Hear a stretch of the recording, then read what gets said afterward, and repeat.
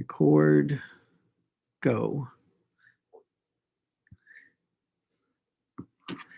Okay, I can edit out the words at the beginning. Welcome to Monday, February 22nd. This is our class session for Math 208, Elementary Statistics. And you got some big things happening this week, some very interesting things to discuss. And you are handing in your first exam. So let me run through our website, run through the instructions for handing in your first exam. And then if you want to ask any questions, you can ask questions. And you can ask questions briefly about the exam. I can't use a lot of time here to work on the exam, but remember, I still have office hours later this afternoon, 5 to 6, and tomorrow, 11:30 to 12:30 and 5 to 6. So there's other times you can catch me if not here. So first order of business is your first exam is due tomorrow night by 11:59. And you've been working on that for this past week. You'll upload it to our assignments folder, just like you upload your ordinary homework. And this exam is just like a homework that's a bit longer. It's got 6 questions on it instead of 2 questions, general homework. So get that together, get that organized. It helps me a lot if you number your pages. Like I try to number pages here when I post stuff. It helps me keep things in order. It helps me a lot. This sounds strange if you write your name on the paper, because you say the electronic file came under my name from my email. That's true, but when I open up the papers, I still need to know whose paper I'm reading. I can go backwards and track it down, but it helps if you write your name on the paper, even if you just put your last name in the upper corner. Okay, so I'll show you where the exam is and where to hand it in. And then today we're going to start some new material by reviewing a little bit. Remember, last week we didn't do anything new. We were just practicing and working on the exam. So let's quickly review our distributions that we've seen so far. And we're going to introduce a couple of important new distributions called the normal distribution and the standard normal distribution. And then we're going to state one of the most famous and important results in all of statistics, and maybe even in all of math. I mean, I guess math people have their favorite math facts, but the central limit theorem would certainly be in anyone's top 10 in mathematics. Along the way, I want you to remember some words like probability distribution function, cumulative distribution function, z-score, and the area under a probability distribution function being the probability measured by the cumulative distribution function. So just some words to go along. I'm going to scan my website for a second, and I'm going to say one more thing before I do that, and then we can get going. So you are starting to collect some formulas for all the different things we're doing. And the formulas are not complicated, but the problem is sometimes we're doing several different cases, like, what does this look like? What does that look like? What does this look like? And so even though you are using the book to do homeworks and exams, over time, you start to collect a lot of different formulas and different places to apply them. And you can go thumbing through the book, or you can dog ear or mark the pages where you think the formulas are. But it's not wrong to have a formula sheet. And if we were teaching this class in person and we were doing exams in the classroom, I acknowledge there are lots of formulas that you're going to gather. And so on the exam, I would attach a formula sheet, just so everybody has the same formulas. Here for the first exam and homeworks, I just took it as understood that you had the book to refer to, and that's where you get all your formulas. But now as we start to do more things, we're going to start to gather some more formulas. And so I am looking at lists of formulas that I keep for myself. And I will probably put them together and post them on the website so you can use them also. Now, they're not extraordinary and they're not anything that you would not find in the book, but they're kind of organized on a couple pages. I'll give you an example, but right now I'm just making scratch notes on this. So here's some basic formulas that we could have used in the first few chapters. Quartiles, interquartile range, boundaries for the potential outliers. Some people call those the upper fence and the lower fence. And then we have basic laws of probability distribution function, some formulas I'm going to use later, binomial probability distribution function, mean and standard deviation for probability distribution function. And then today we're going to talk about the normal distribution, so the normal probability distribution function.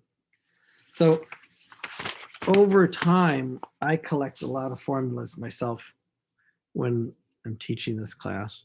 And I think I'll just organize them and publish them on a website just so you can do it. But that does not mean that you shouldn't write your own formula sheet just so you can organize things in your own mind.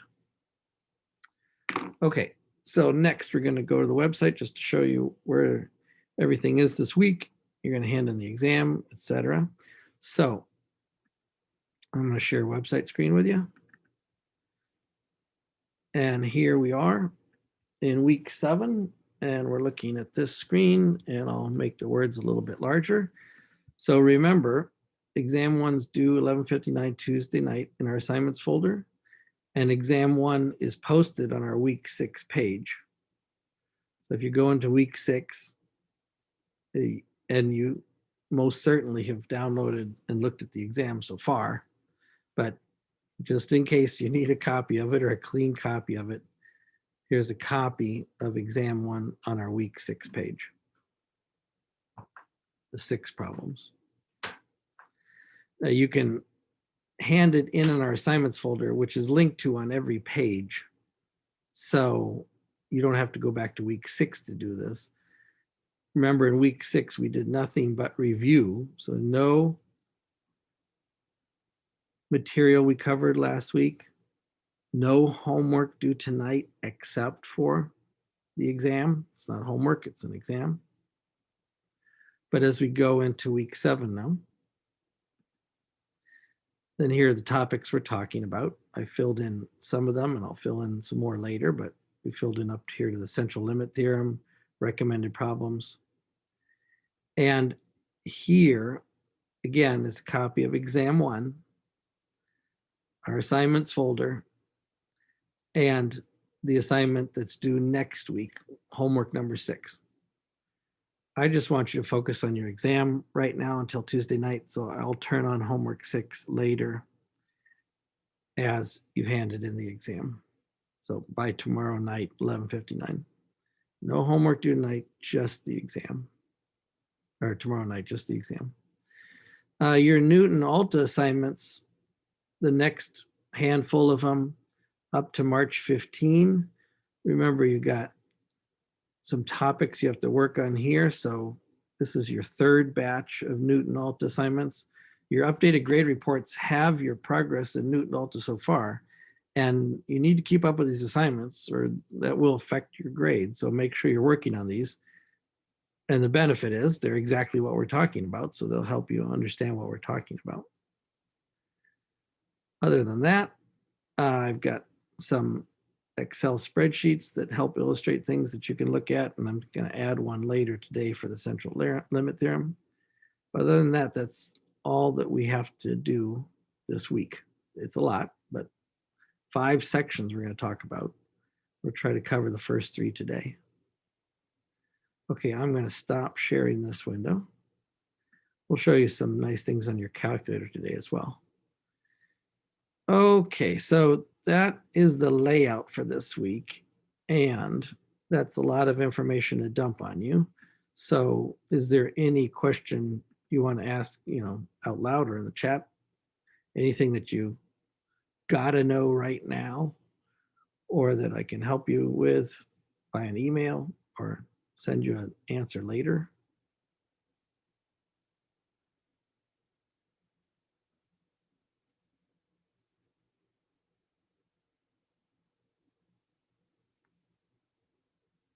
Okay, if not, then we'll move on to our material for today. Okay. If you have any questions or you want to bring questions later, just send them to the chat or speak them out and we'll add them here. So we are starting to focus on the merging of probability and statistics and distributions. Distributions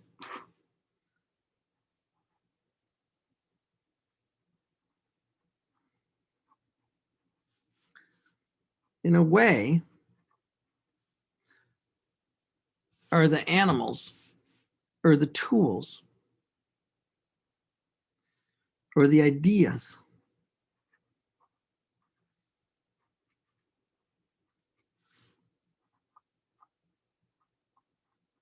that brings probability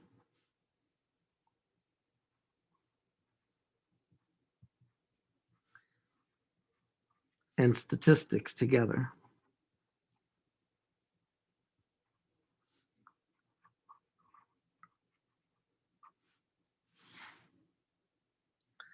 So let's remember what a discrete probability is, and let's remember our most famous discrete probability called a binomial distribution. We'll do examples on the calculator for you as we go. I'll move on to another page here.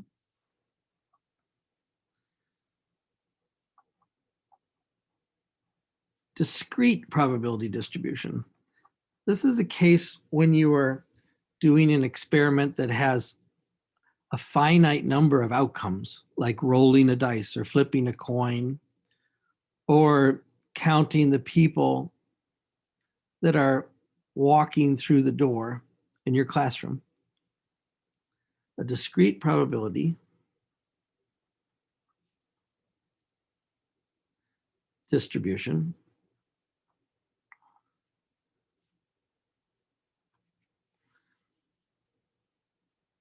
comes from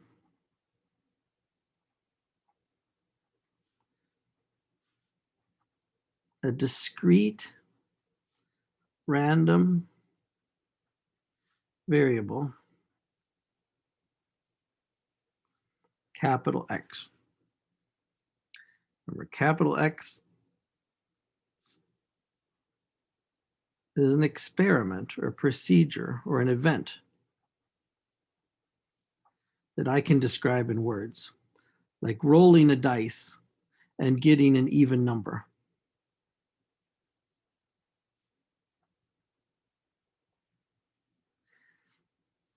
And the values, lowercase x,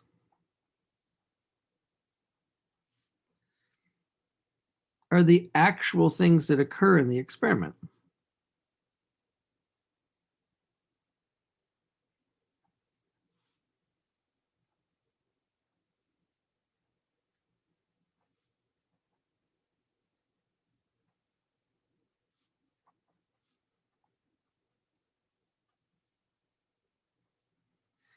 And in this case, we've made a table to calculate the key facts of the discrete random variable. And this table and these table headings appear over and over again. And previously we'd practiced using tables like this and inputting them into a calculator. And the calculator not only makes the tables for us, but actually does the calculations with the tables instantly in some of its statistical function. So you list the values of the discrete random variable. Let's say rolling a dice. And the values are 1, 2, 3, 4, 5, or 6.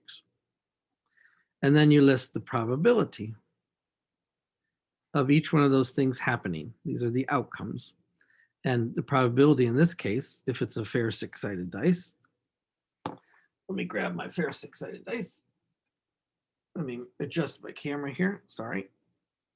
Kind of stretching them. My fair six-sided dice, there's a 1/6 probability of each of these outcomes.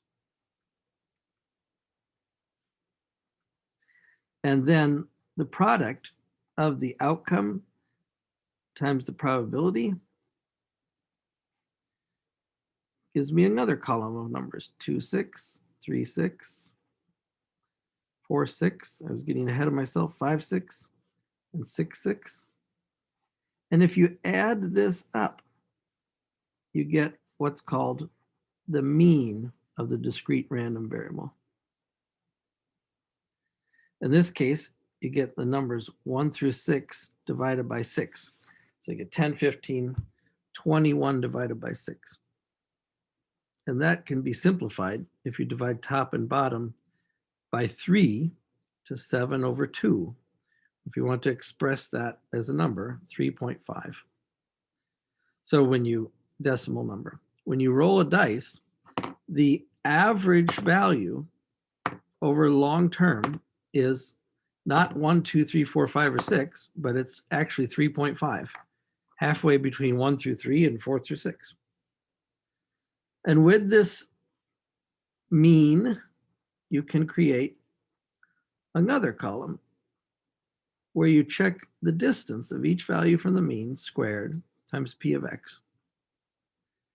And I'm not going to write these down right now because that'll start to get into some more calculations, and I could have a calculator do it anyway. But the value of this column is that it gives me the standard deviation, or how much I expect the values to be varying in a way about that mean. And you add up this column,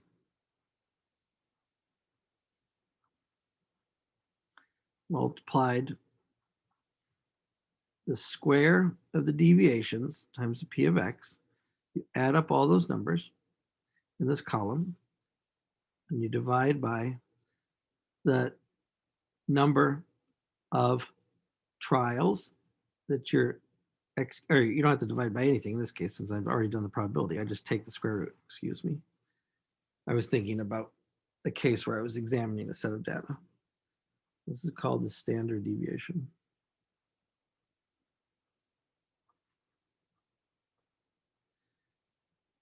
I'm not yet talking about a sample.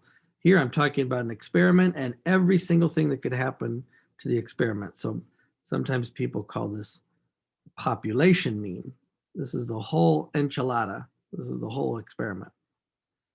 And the population standard deviation.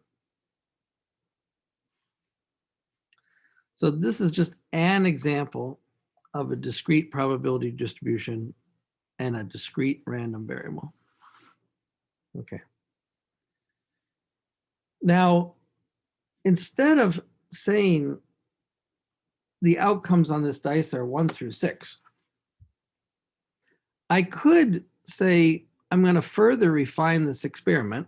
So I'm going to give an example of a binomial distribution.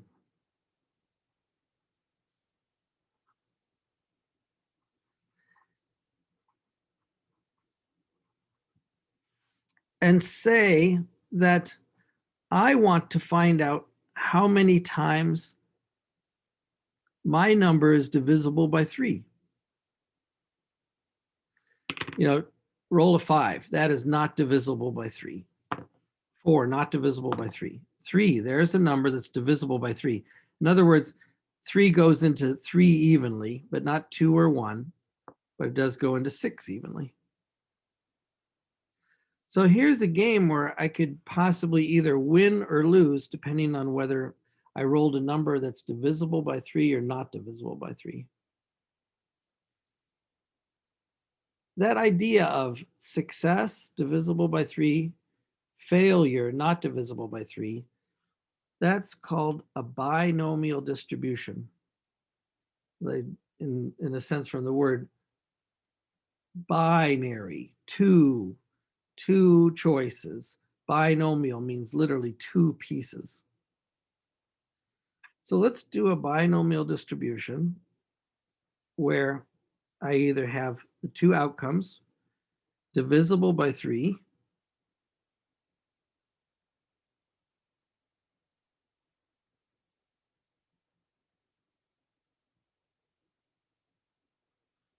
or not divisible by 3.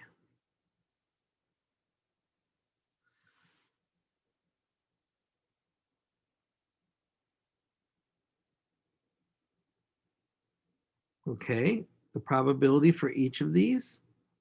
There are two numbers on the dice that are divisible by 3, 3 and 6. There are 6 things that can happen, so 2 out of 6, that's a probability of 1/3. How many numbers are not divisible by 3? There are 4 numbers. 1, 2, 4, and 5. Just write them down here just in case you want to think about that numbers. So there's a 2/3 chance of failing.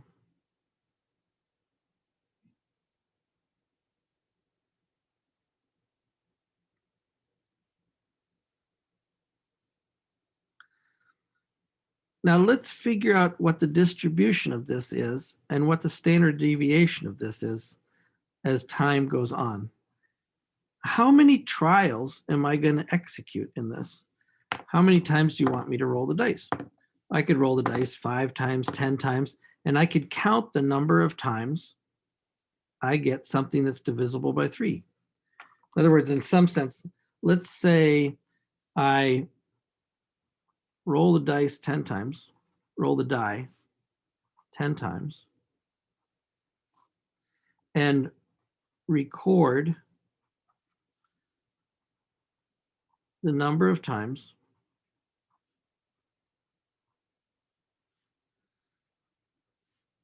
the value is divisible by 3.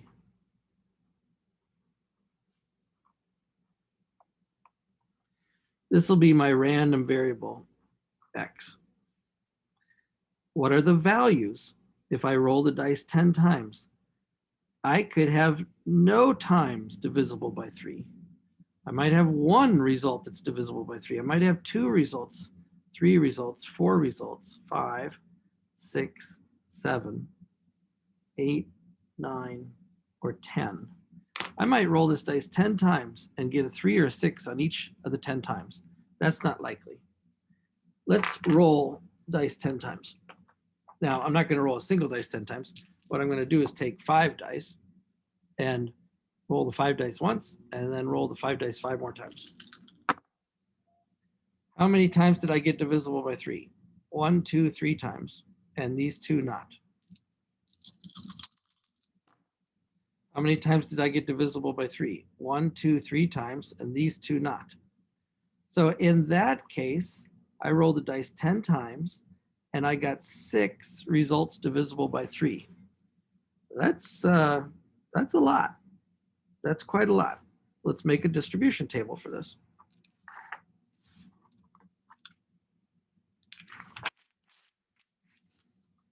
So what I have here is the number of outcomes. And by the way, there's a famous shorthand for this. So this random variable is a binomial distribution with 10 trials, and each trial has a 1/3 chance of being successful. In your calculator, this is called the binomial probability distribution function and the cumulative distribution function called Binomialcdf. These are built-in functions to your calculator. So my outcomes are 0, 1, 2, 3, 4, 5, 6, 7, 8, 9, 10.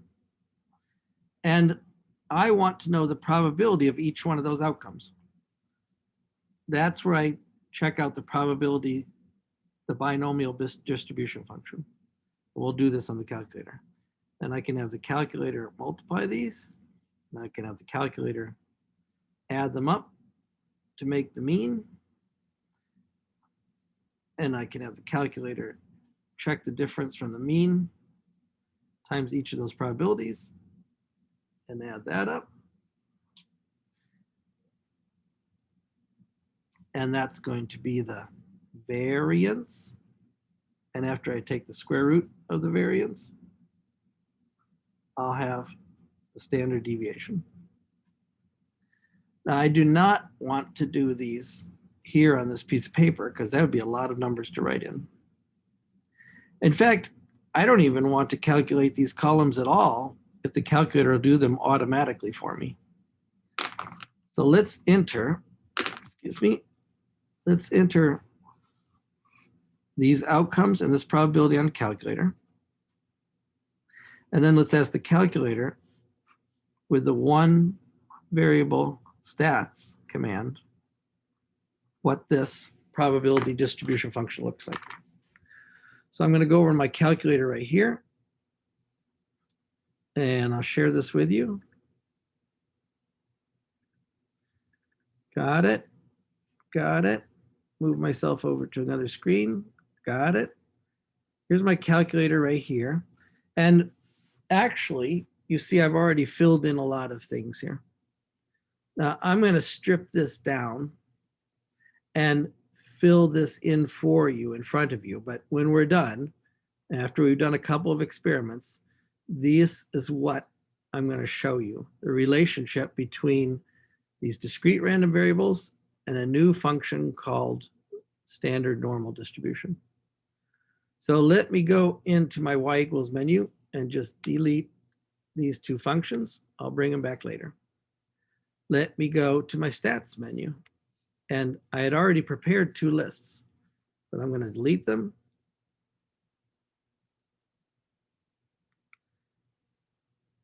Two different experiments here and re-enter them for you now here. Let me go to my stat plot. And I had two stat plots turned on. But right now, so that I've got no lists in the calculator at all, I'm going to go turn those off. There's turning off plot 1. And here's turning off stat plot 2. Okay, let's feed this distribution to the calculator from scratch. So stat, edit menu. I want to put the 0 through 10 possibilities in list 1 and their probabilities from the binomial probability distribution in list 2. Remember what I'm doing? I'm rolling the dice 10 times and I'm checking how many times the value is divisible by 3.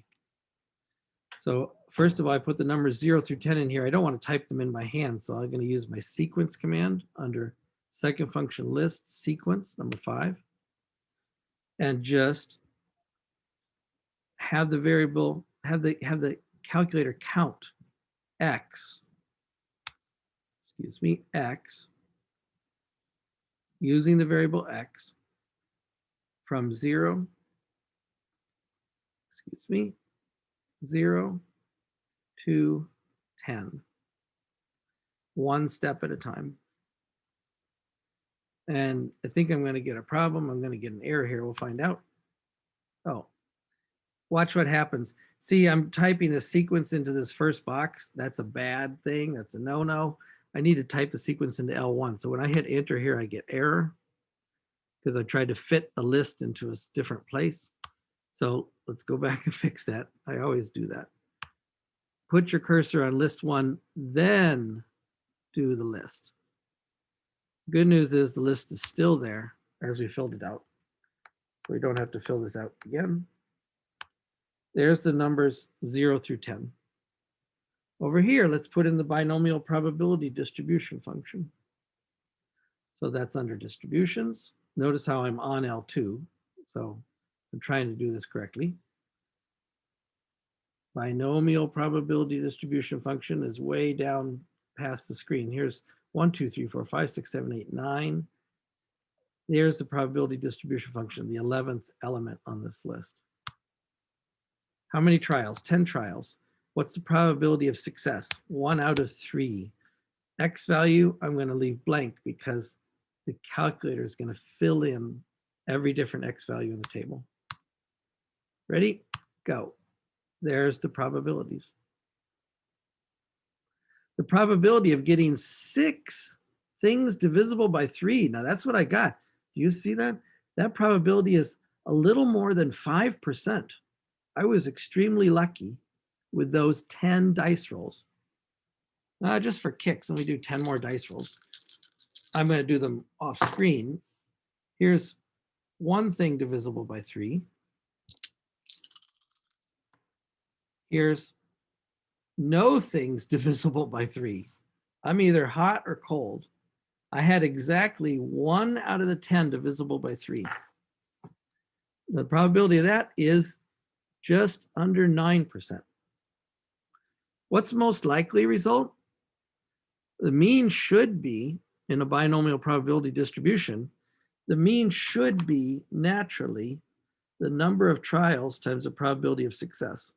So in this case, that would be 10 times 1/3, which would be 3 1/3. So I said average 3 1/3 things divisible by 3 each time. The standard deviation also has a simple formula. It's called n times p times q square rooted. The sigma squared is going to be n times p times q. A q is the probability of failure.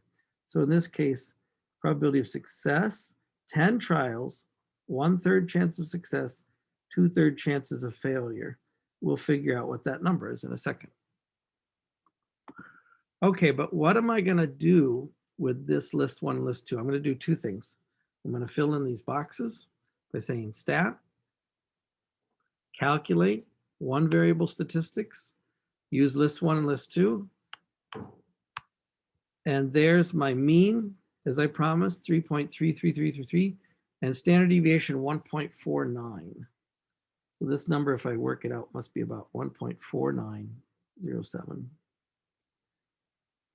I could square that and find out what that is, but I could also just say 10 times 1/3 times 2/3. That's 20/9.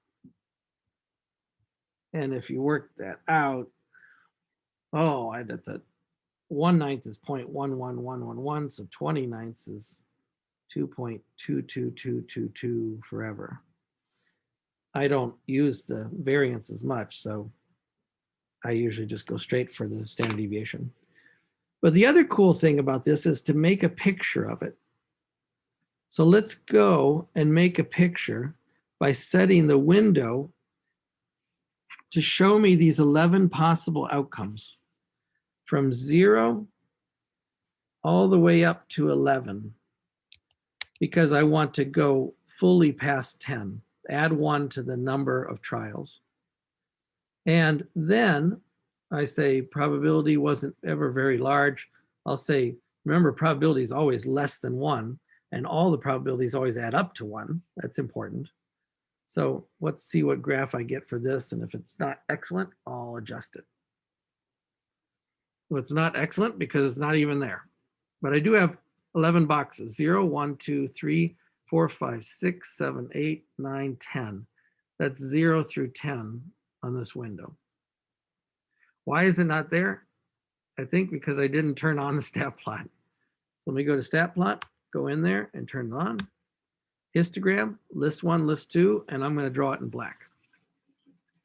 Now I graph. There's my histogram. And if I trace this function, there's the individual probabilities. And if you added up all these bars, they would add up to 1, because the sum of all the probabilities has to be 1. Where can I see that? I can see that with a cumulative distribution function. If I go back to my stats window and add a column, here, let's let L3 say, add up all these elements in L2. So I could do that with a cumulative distribution function, or I could do that with a cumulative sum. Let's do that with the cumulative distribution function first. Second function, distribution, cumulative distribution function for the binomial experiment. 10 trials, 1/3 probability of success, no X value I want to fill in the table. And here we go. See, after I add each one of these up cumulatively as I go along, by the time I've gotten to 9 or 10, all those boxes add up to 1. I could also do this with a different command under list called cumulative sum. So I could add up the list L2, and I would get exactly the same result in that column. Now I'm going to use these two columns for something else, so I'm going to erase them in a second. But they're just showing you that the probabilities add up to 1. And from the stats menu, calculating one variable statistics, there I can see my sum, my mean, and my standard deviation. And I could calculate these from these columns, but the calculator calculates them automatically. Okay, good. That's a binomial probability distribution. But what would happen if you did this hundreds and thousands of times?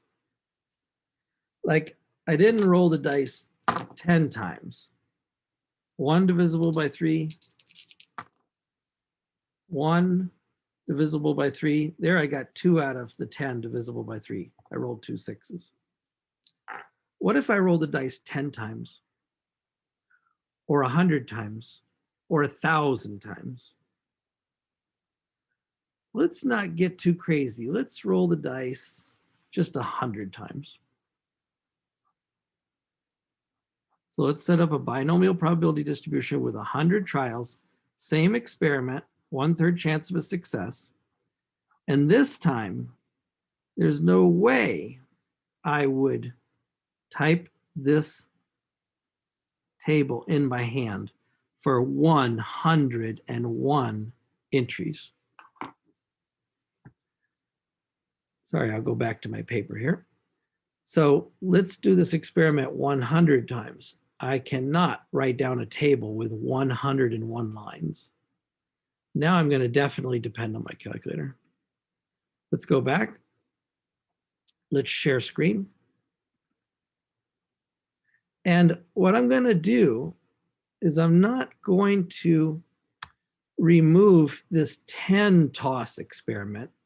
I'm just going to put the 100 toss experiment next to it. Of course, the 100 toss experiment is much longer. But how do I fill in these columns? With the functions from the calculator. Second function list, ops, sequence, number 5. I'm going to count the variable x. Sorry. From 0 to 100. Do 100 trials, one at a time. Now I've got a list with 100 elements in it.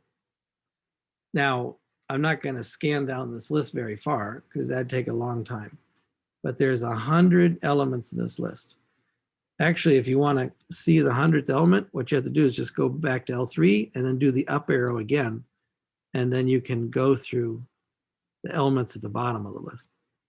Go back to the top by going through 100 and then back again to the top. Here, let's put the binomial distribution function in the 4th column. Binomial probability distribution function. That's what this B stands for. There's a binomial probability distribution function, 100 trials this time, 1/3 probability of success, and let the calculator fill in the X value for every line on that table. And this has got 100 different probabilities, many of them very, very small, times 10 to the negative 33rd, 10 to the negative 48th. When do the probabilities get not so tiny? 10 to the negative 4th. Oh, here's some probabilities. 1%, 2%, 3%, 4%, 5%, 6%, 7%, 8%, and then back down again. It's hard to see these 100 values at once, no matter what I'm doing, right? So how do I see the 100 values at once? I graph them. And I'll leave the other values turned on as well. So now let's go to stat plot and let's turn on a histogram, a probability distribution function with lists 3 and 4. I'm going to turn that on. I'm going to make this one blue. I have to change my window now because now I have 101 different outcomes. Now the probability was never as high as 0.3, but let's just graph it and find out. Notice when I did the probability more times, when I did the experiment more times, that probability distribution function became smoother. See, this is a nice smooth mound. Now here, over here in black, looks like a very strange and irregular mound. Part of that is because I'm squashing all these values from 0 to 10. So remember, if I went back to 11, this wouldn't look that ugly. That's almost smooth, right?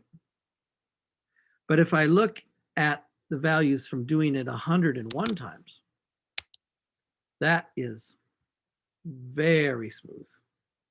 Now, what if I even zoom in on this? Do you see the very low probability in either case that I would get 99 things that were divisible by 3? Let's just run this, I don't know, from 20 to 50 or 20 to 60 in the window. How about 20 to 51? Let's see if that works. Yeah, that looks like a nice smooth distribution. Now notice each of the vertical bars was worth 5% or 0.05. So none of these probabilities got to be over 10%. They were all under 10%. And you could see that in the table over here on the right-hand side. The list 4, we could go back to list 4 if we wanted to. None of these probabilities ever got over 10%.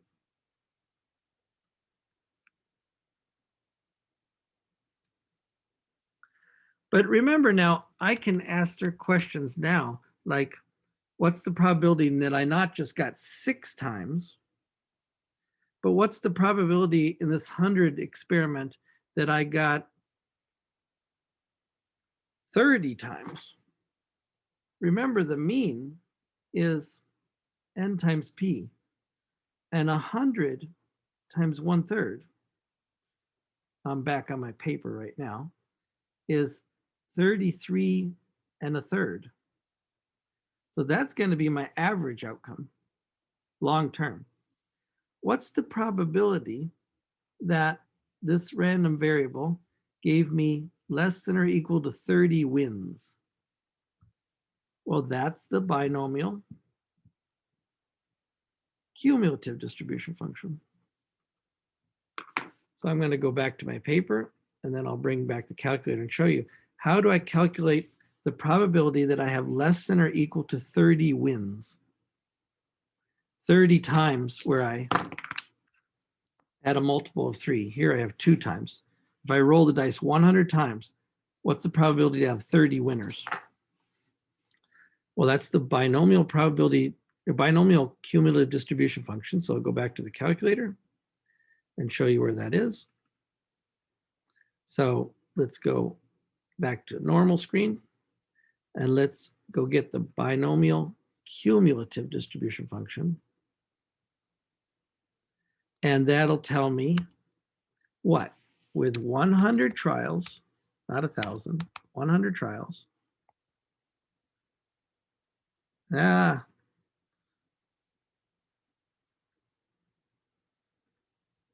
Somehow I slipped off the screen there. Sorry. Back to the binomial cumulative distribution function right here. 100 trials, 1/3 chance of success, 1 divided by 3. And let's say that I want 30 or less probability. Since I'm in the cumulative distribution function, I just enter the 30 right here. And the answer is, you see me fill in this function, 100, 1/3, and 30.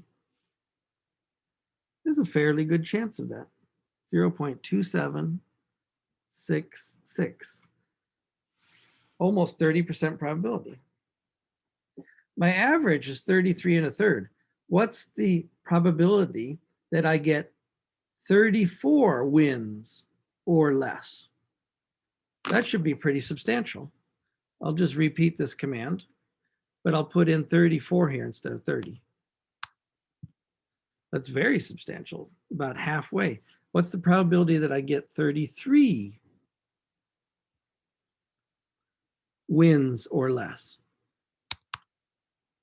Still over a half, because all those things add up.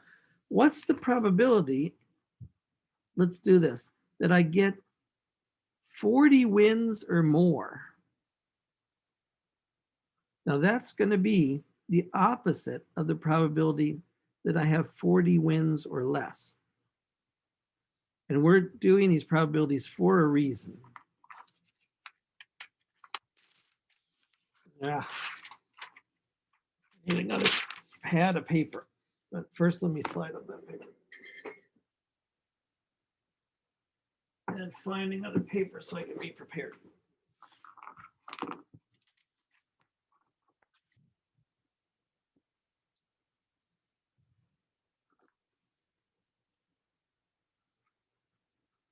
Second paper, we're numbering. So how do I enter this in the calculator? The probability that I have 40 wins or more. Let's go back to the graph. By sharing my screen, got it? What's the probability of getting 40 wins or more? Let's trace and go up to 40.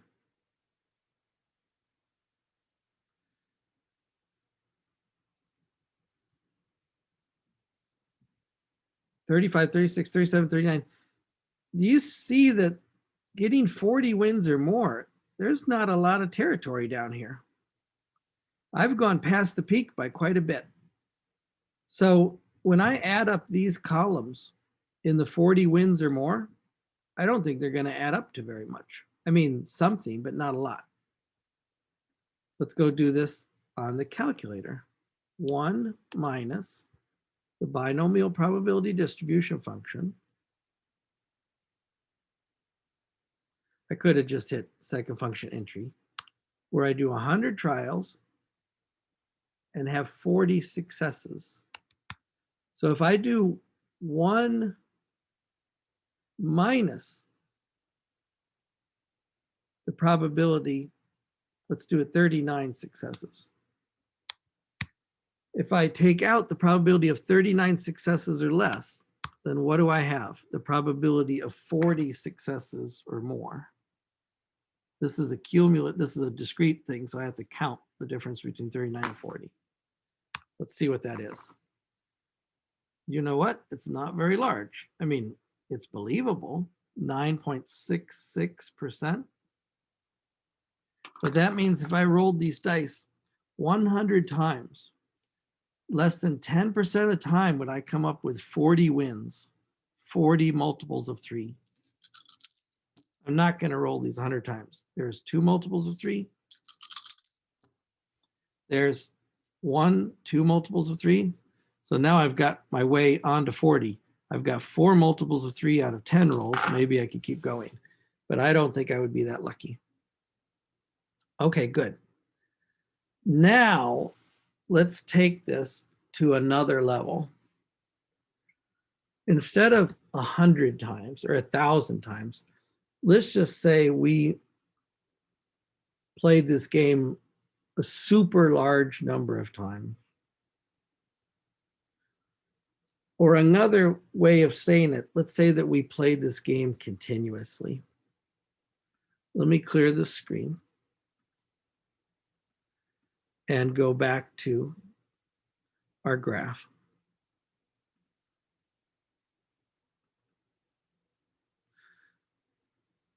would this get smoother and smoother the larger number of times I played this game? Remember already,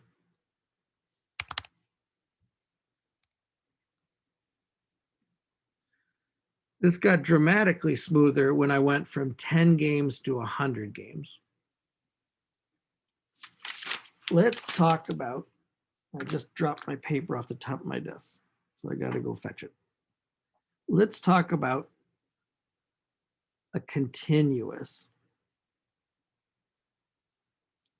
probability distribution function, a continuous random variable. Now this won't be entirely dice anymore because I can't do what? I can't roll the dice an infinite number of times. Sorry, I have to step to the other side of my desk to fetch the paper I dropped off. Okay. Maybe I briefly appeared on the other camera. So I cannot roll the dice a continuous number of times, right?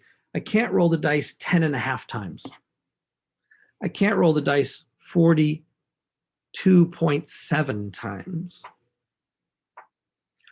But I can think of lots of experiments where things are continuous. Let's say that I gathered a large collection of people on the beach.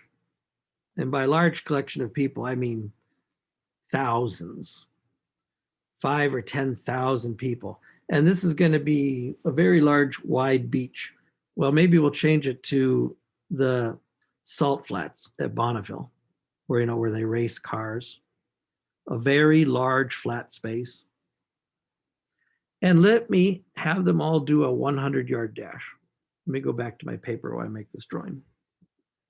So I got a large collection of people here, thousands and thousands. Let's just call them many, many people. And I'm going to have them do a 100-yard dash.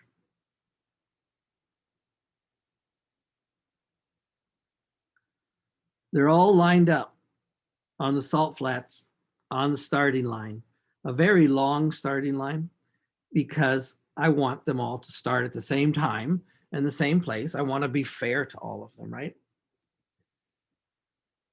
But remember, I don't just got 6 or 7 people. I got a whole herd. I got a whole nation over here. I got a whole city, large city, Chicago, Los Angeles, New York. Now, I fire the gun and they start racing. But you know that each one of these people has different ability and different speed. Maybe I've got some serious athletes in that group. Maybe in all the people I just sucked out of New York, maybe there's a competitive high school or college athlete or even an Olympic athlete. So you know that as they run to that 100-yard dash line, there's going to be just a small number that are at the very top. Right? Let's check this out. Let's measure their finishing times.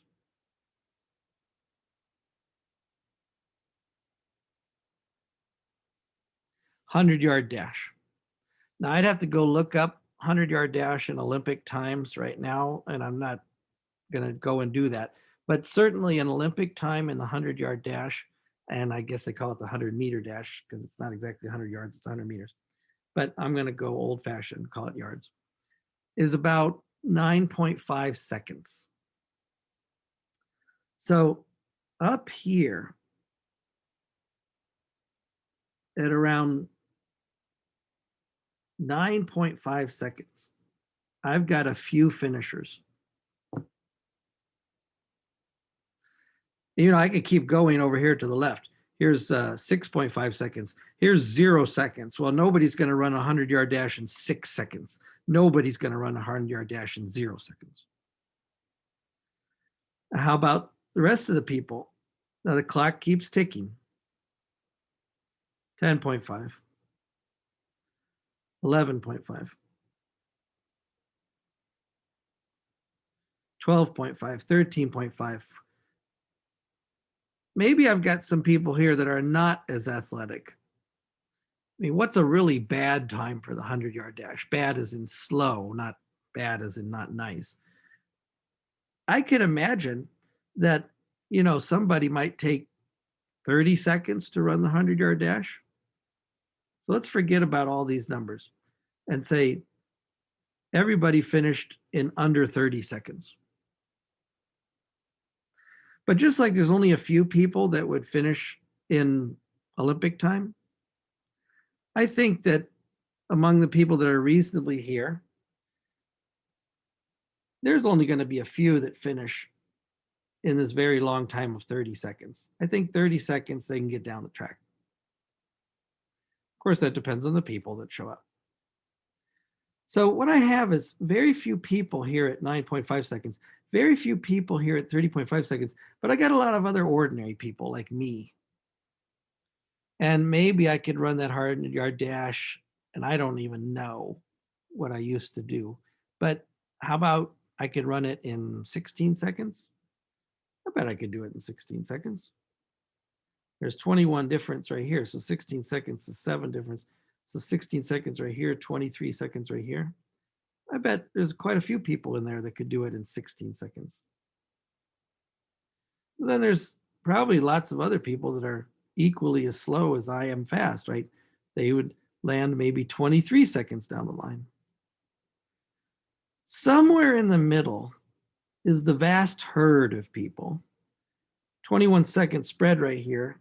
That's about 11, 19. That's at 23, 20 seconds right here. Somewhere in the middle between 9.5 and 30.5 might be 20 seconds. Maybe I could go so far as to say that's what the average person ran. I don't know unless I conduct this experiment, right?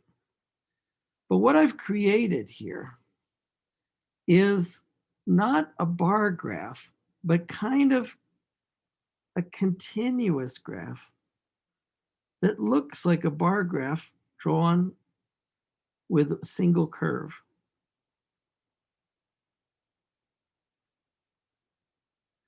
There's two words I'm going to use right here. This is a continuous random variable, and the random variable was 100-yard dash times. But they don't just come in at 9 seconds, 10 seconds, 11 seconds. They can come in at 9.37 seconds. I don't know. At the Olympics, they go down to the thousandth of a second, I think, when they're timing, maybe farther. Then they use a camera. But this shares a lot of similarities with my probability distribution that looked like boxes.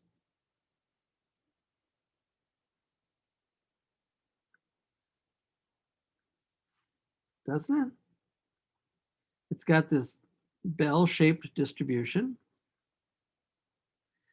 It may or may not be perfectly symmetrical. This one I'm assuming is going to be symmetrical. Our binomial one was not perfectly symmetrical, but notice that it got more symmetrical. Back to share screen.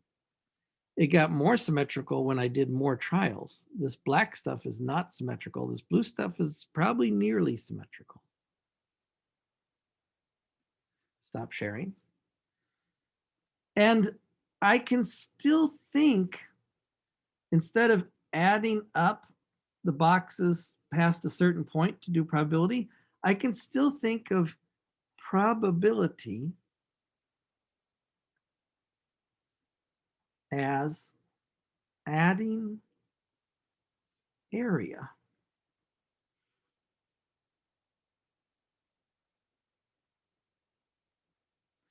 Now this mound right here, this is called the mean.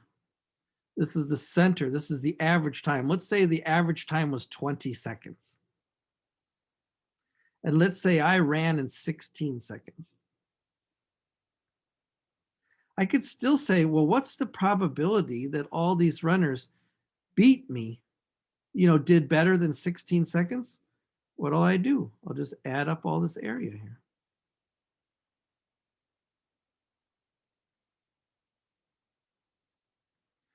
Let's say you finished at 20 seconds, right on the mean. You could ask, what's the probability that you finished at 20 seconds or better? And that would be this area. If 20 seconds is the dead average, then there's half area under this curve left and right of the mean. So the probability of doing better than 20 seconds, or taking longer than 20 seconds, I should say. I don't know if we call that better. That would be exactly 1/2.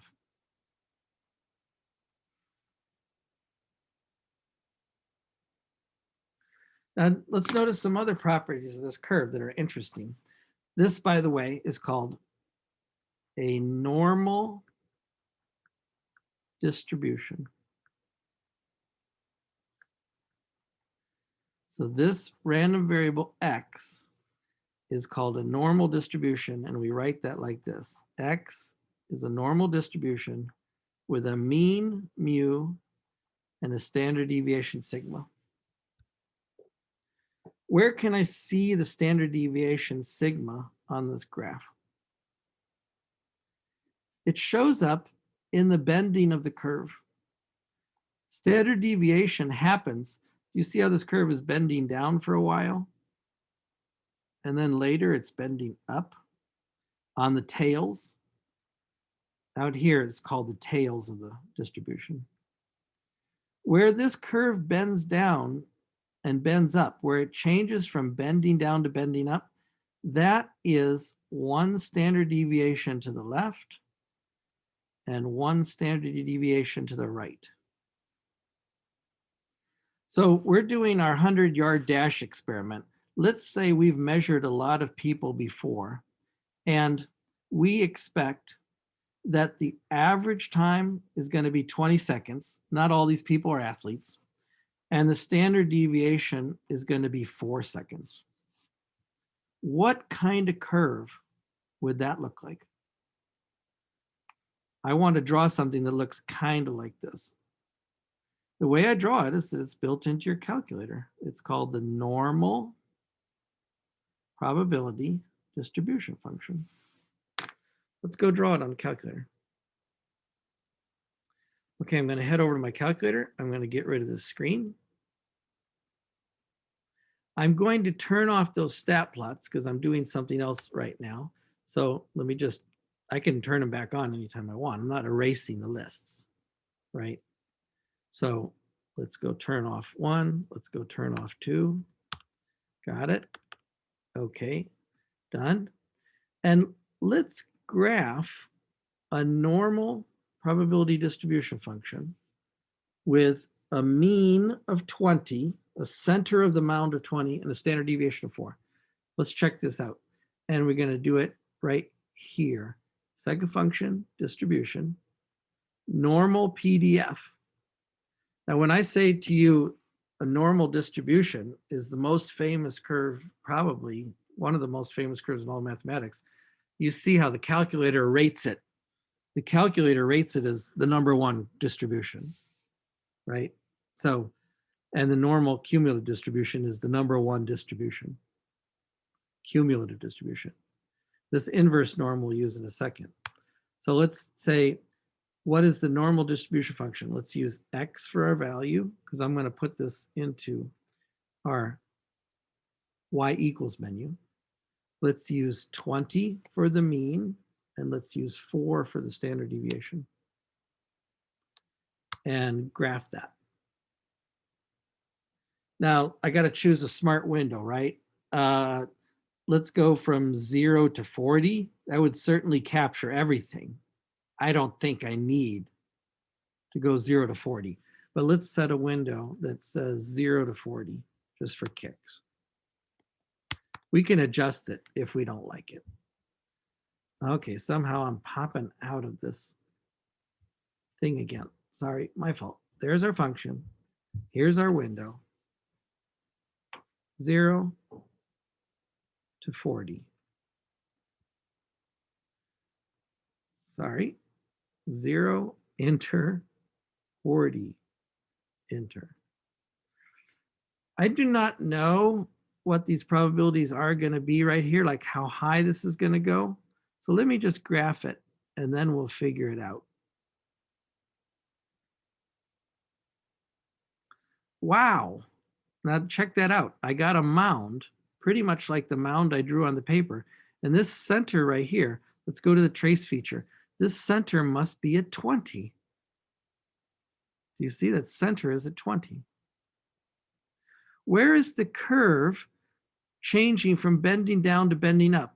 If we're going to eyeball that, now we said it was standard deviation 4, so I'm going to say 16, but I'm going to eyeball that and say it's about right in here. Let's arrow over to about 16. And that is about where the curve bends up on the left and bends down on the right. Let's go 4 past 20 to 24.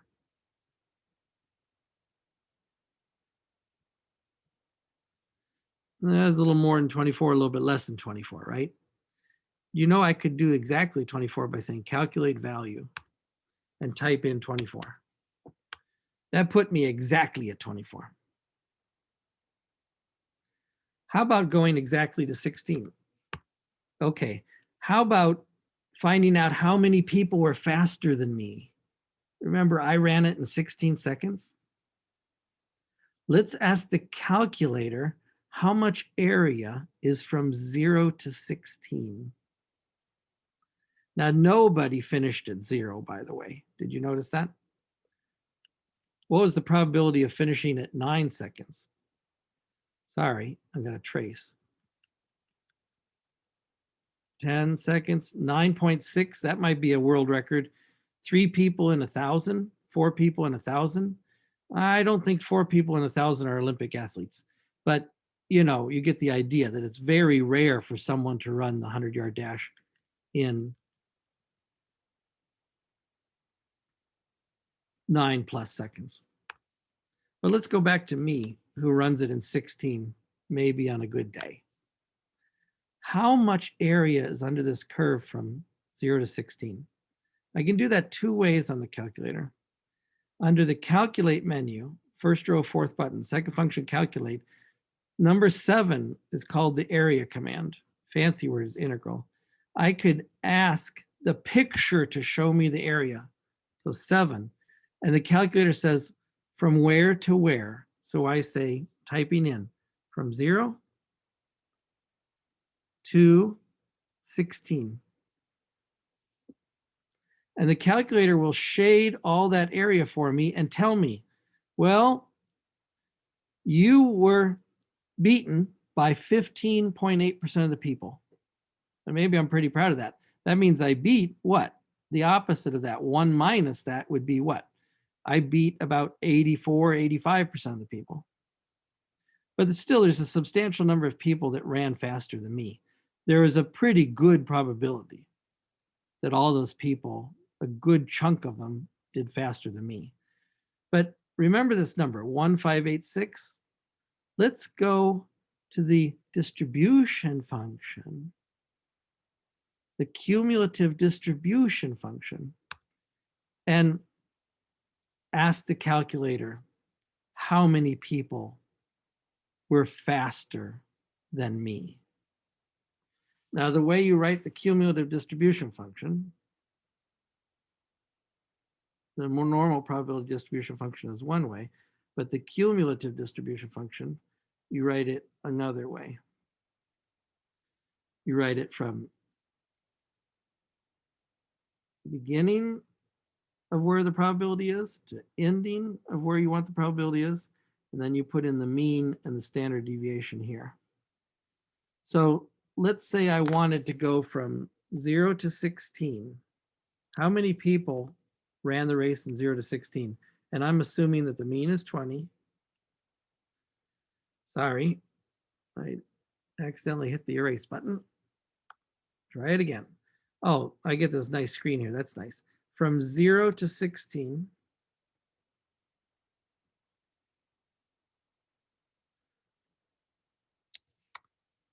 And the mean I'm assuming is 20, and the standard deviation I'm assuming is 4. 158. That's very much like what I saw on my graph, right? Let's go back to the graph. That number there was 158. Now, what if I wanted to be really obnoxious and say, well, this graph probably goes on forever and ever. What if I wanted all the area under here from the left forever and ever up to 16? Let's say I want to say, oh, from negative infinity.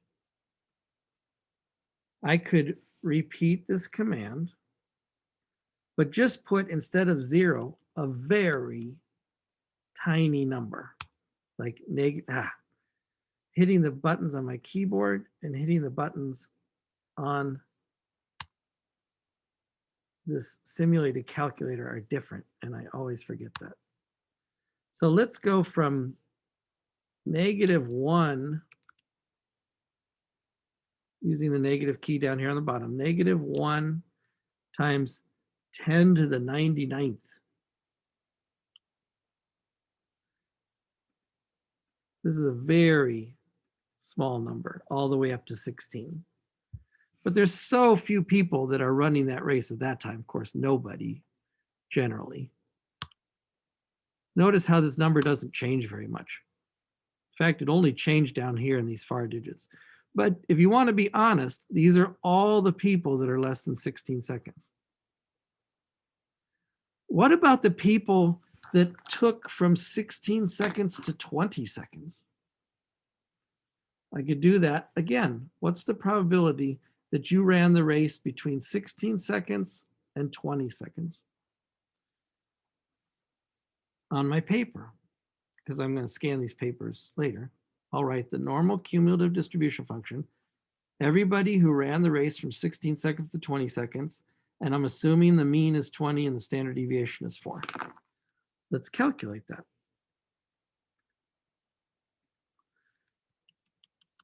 I'll go from 16 seconds to 20 seconds. I'll delete some of these extra keys. What percentage is that? Let's find out. 34% of the people ran from 16 to 20 seconds. And that 34% is a very important number. So I'll come back into it in a second.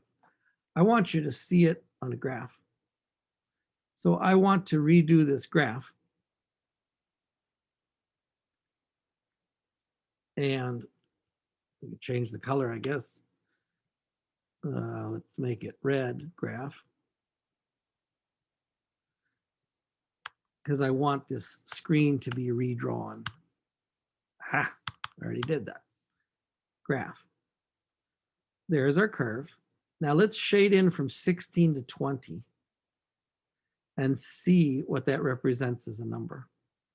Calculate area function number 7 from 16 to 20.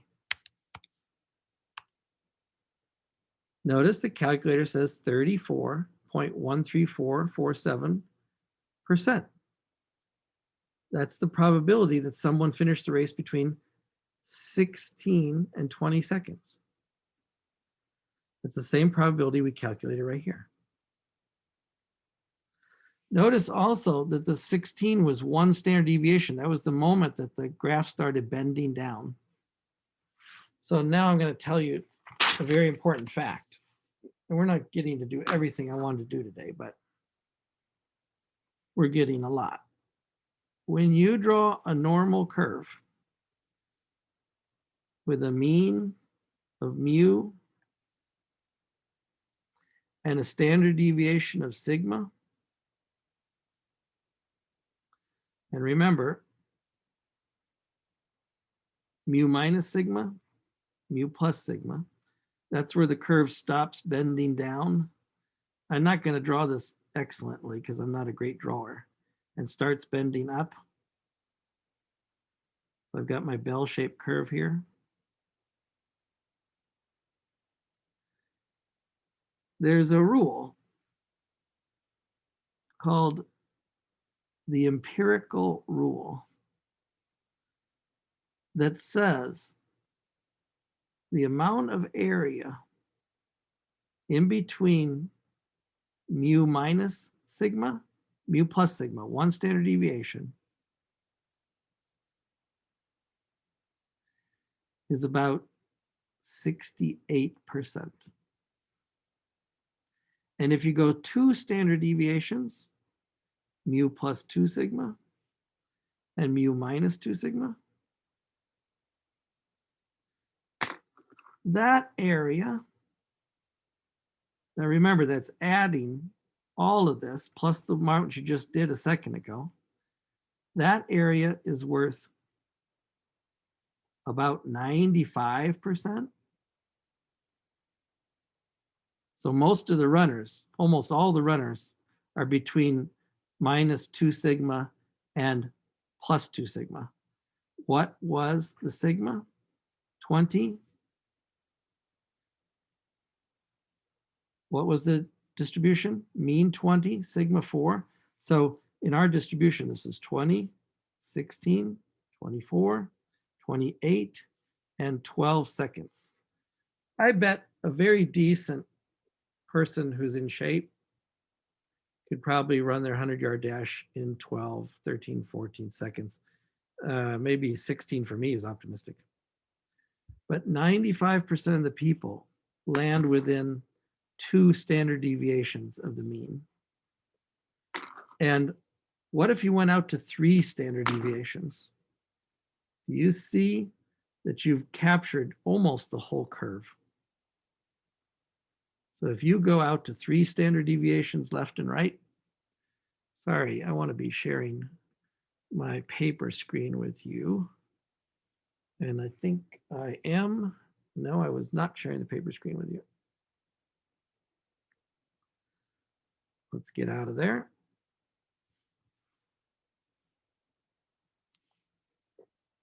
Now I'm sharing the paper screen again. If you go out to 3 standard deviations, and I may have been before, you see that this almost captures every single person.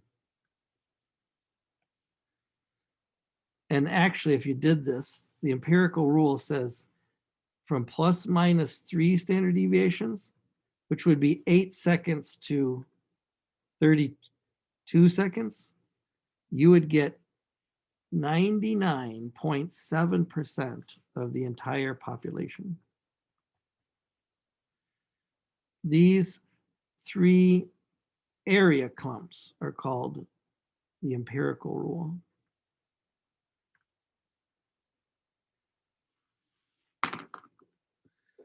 Now, I think I got time to show you one more thing before we go. What if I said I wanted to be in the top 5% of all runners in the United States? Now remember, I'm just assuming that this is a 100-yard dash for most people. Could I calculate where the top 5% is? Could I draw it? Well, this is 95% at 2 sigmas, right? So this right here would be 2.5%. So let's add up some more area till I get to be 5%. Is it here? I don't know. But if I wanted to know what the top 5% looked like, I could ask the calculator to find under the normal function, inverse normal function means I find the place where only 5% of the people are better than me, assuming that the mean is 20 and the standard deviation is 4. Let me write that neater. How could I find the place on this curve where only 5% of the people beat me if the mean is 20 and the standard deviation is 4? Let's run this to the calculator. And it's under distribution again. It's near the top because it's important. Inverse normal, area, 5%. Mu, gonna be 20. And the sigma, I'm assuming, is 4. Notice the calculator says, do you want the area to the left, center, or right of that? And I'll take the area to the left. The 5%, the top 5% runners. And the calculator says, if you want to be in the top 5% of the 100-yard dash, you got to run a 13.4. Now remember, I'm only making up these times. They seem reasonable, but I don't know if they're true. But if I want to be in the top 5%, I got to run my 100-yard dash at 13.4. How many standard deviations is that? It's down 1. It's not quite down 2. Remember, that's what we've called before the z-score. The z-score is the difference between the value and the mean divided by the standard deviation. Z-score is another way of telling me how far I am from the center. In this case, if I ran a 13.4 and the average was 20, and the standard deviation was 4, what's that z-score? That would be minus 6.6 divided by 4. I could run this on a calculator. I'm just going to run it on my calculator on my desk. Negative 6.6 divided by 4. That's minus 1.65 standard deviations. The z-score is the number,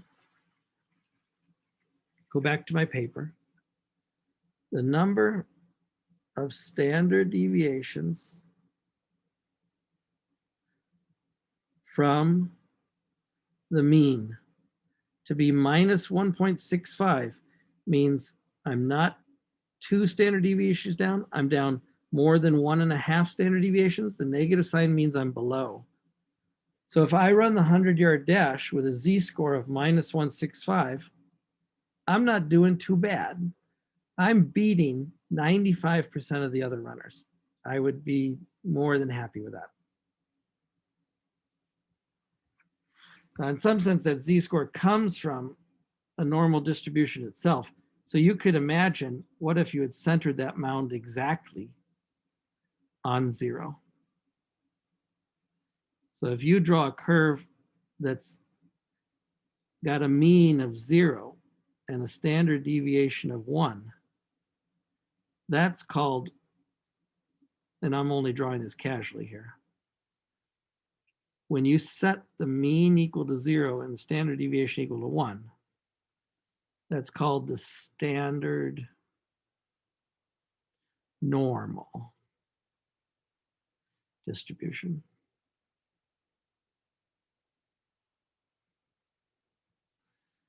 That is the distribution with mu 0 and standard deviation 1, as opposed to this distribution up here, which looked like mu 20 and standard deviation 4. But they have a lot of things in common. Sorry, I can't get them both on the same screen, my fault. They have same shape, they have a center, they're symmetric, and as I count off left and right standard deviations, right, I get fewer and fewer people. Now this doesn't work just for 100-yard dash, you know. This works for, how about height of a person? You know, a lot of people are very tall, a lot of people are shorter, a lot of people are in the middle, right? What's an average height for a human male? Well, sometimes they break this down by countries, but I think if I was taking a guess, I'd say about 5'9". That would be average height for a human male. I'm 5'11". I'm a little bit taller, right? So I must be over here, a little bit past the mean. Or if I redrew this with 5'9", 9, which is what, 69 inches, and 511, which is 71 inches. Maybe the normal distribution of heights is 5'9", 69 inches, with a mean of 6 inches. Try to draw that curve. It would have this same shape, but it would be centered at 69, and these separating bars would be 6 each time. Standard deviations would be steps of 6. Okay, we got to cut it off there, and I went too long anyway, so I apologize. We've covered the first 2 sections I wanted to look at. I wanted to do 3 sections today, but it didn't happen. So look at, let's go back to the website.